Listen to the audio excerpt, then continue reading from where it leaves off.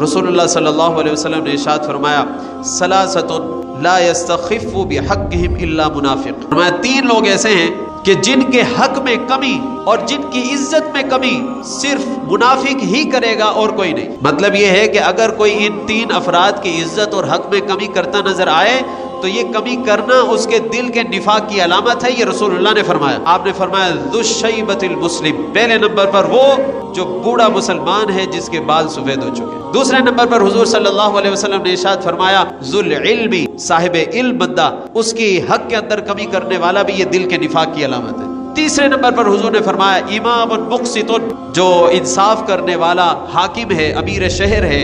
फरमाया जो शरीयत पर चलने वाला है, अब वो इज्जत का हकदार है, उसकी इज्जत करो। तो 3 अफराद हैं। हुजूर ने फरमाया जो आलिम को हक न दे, उसकी इज्जत न करे, तहकीर और उसको हल्का समझे, जो बूढ़े शख्स की इज्जत न करे, उसको हल्का जाने, जो शरीयत पर चलने वाले हाकिम को हल्का जाने, फरमाया ये उसको हल्का जानना असल में इसके दिल के निफाक की अलामत है, ये मुनाफिक है। इसका मतलब ये हुआ जब भी कोई सच्चा मोमिन होगा वो इनको रसूलुल्लाह के फरामीन की वजह से इज्जत देगा।